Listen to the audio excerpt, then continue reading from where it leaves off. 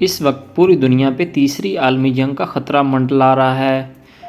ہر ملک اس بے یقینی کی حالت میں ہے کہ نہ جانے کس وقت جنگ کا آغاز ہو جائے، اور اسے نہ چاہتے ہوئے بھی اپنے دفاع یا اتحادی ملک کے دفاع کے جنگ میں کودنا پڑ جائے، جس کا نتیجہ پوری دنیا کی تباہی کے سوا کچھ نہ نکلے گا، کیونکہ اب یہ جنگ ٹینک، بندوق اور تلواروں کی نہیں ہوگی، بلکہ نیوکلیر ہتھیاروں کی ہوگی، جو کچھ ہی لمحے میں شہروں کے شہر اور ملک تباہ کر دیں گے۔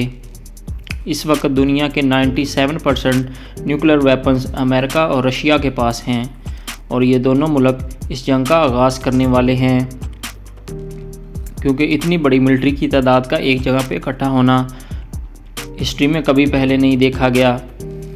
اس متنازع کی بڑی وجہ سوویت یونین کا حصہ رہنے والا ملک یوکرائن اور امریکہ ہیں۔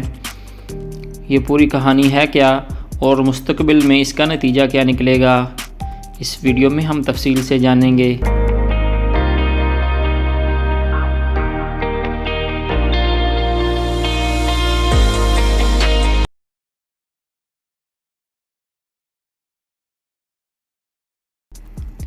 صورتحال کچھ اس طرح سے ہے کہ روس نے یوکرائن کے سرحدی علاقوں کے قریب اپنے 1 لاکھ سے زائد فوجی تعینات کر رکھے ہیں، جو کہ مسلسل بڑھ رہے ہیں، جو کہ یورپی سرحد پر کسی بڑے تنازع کی وجہ بن سکتا ہے۔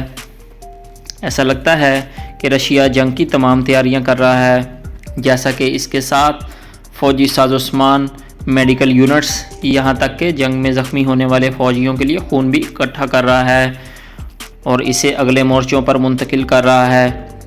صدر جو بائیڈن نے اس ہفتے ایک سپیچ میں کہا تھا کہ روس نے یوکرائن کے قریب تقریباً 1,50,000 فوجیوں کو جمع کیا ہے۔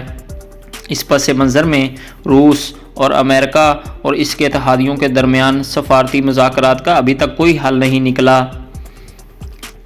15 فروری کو روس نے کہا تھا کہ اس نے جزوی طور پر فوجیوں کو واپس بلانے کا منصوبہ بنایا ہے، لیکن حالات مزید کشیدہ ہو رہے ہیں۔ ایکچولی سوویت یونین کے وقت یوکرائن اس کا اتحادی تھا، اور سوویت یونین ٹوٹنے کے بعد یوکرائن خود مختار ملک بن کر ابھرا، جس کو اپنے مستقبل، سیاسی اور سماجی فیصلے کرنے کا پورا اختیار حاصل ہے۔ ابھی یوکرائن نے جب نیٹو کا اتحادی بننے کا فیصلہ کیا تو روس نے اس کی ڈٹ کے مخالفت کی، کیونکہ نیٹو امریکہ نے سوویت یونین ٹوٹنے کے بعد اس لیے بنائی تھی۔ اگر رشیا دوبارہ اس طرح کا کوئی اتحاد بناتا ہے تو یہ ملک مل کر اس کا ڈٹ کر مقابلہ کریں گے، کیونکہ یوکرائن کا سرحدی علاقہ رشیا سے ملتا ہے اور نیٹو کے اندر 30 ممالک کے افواج شامل ہیں۔ اس تناظر میں رشیا کا موقف یہ ہے کہ یوکرائن کے نیٹو میں شامل ہونے سے روس پر مزید دباؤ بڑھے گا۔ اس سلسلے میں امریکہ کٹ پتلی بنا ہوا ہے اور عملی کام کرنے کی بجائے صرف بیانات پر ہی اکتفا کر رہا ہے۔ حالیہ جو بائیڈن کے ایک انٹرویو میں کہا گیا تھا کہ اگر رشیا نے یوکرائن پر حملہ کیا تو امریکہ اور یورپی یونین اس کا مل کر بائیکاٹ کریں گے، اور یہ پہلا اور آخری موقع نہیں ہے۔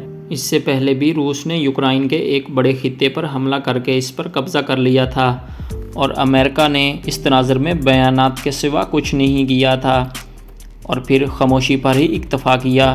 اس علاقے کا نام کریمیا تھا۔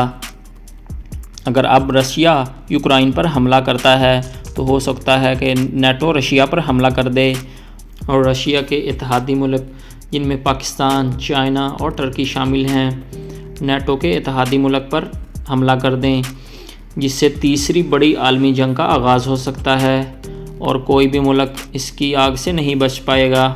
امریکہ کی خاموشی کی بڑی وجہ یہ بھی ہو سکتی ہے کہ جب امریکہ افغانستان میں اربوں ڈالر لگا کر بھی جنگ ہار گیا۔ اس کا اندازہ ہمیں وائٹ ہاؤس سے شائع ہونے والے ایک انٹرویو میں ہوتا ہے، جس میں ایک صحافی نے سوال کیا، کیا روس یوکرائن پر حملہ کرنے والا ہے؟ تو جو بائیڈن نے جواب دیا، ہاں شاید، یقیناً، اور خاموش ہو گئے۔ اتنے لمبے عرصے تک امریکہ کی خاموشی اور یوکرائن عوام کے لیے امریکہ کی طرف سے نا امید ہونے کے سوا یہ بیان کچھ بھی نہ تھا۔ ساتھ ہی ساتھ جو بائیڈن نے اپنے سفیروں اور سفارتی عملے کو بھی یوکرائن سے نکلنے کا آرڈر دیا۔ اس کے علاوہ اپنے 10,000 فوجی ان کی انخلاء کے لیے بھیج چکا ہے، لیکن سوال یہ پیدا ہوتا ہے کہ کیا ایسا ہونے والا ہے؟ دیکھیے، جنگیں کسی بھی صورت میں سکون نہیں لاتی، صرف اور صرف تباہی لاتی ہیں، اور وہ بھی ان کی نسلوں تک۔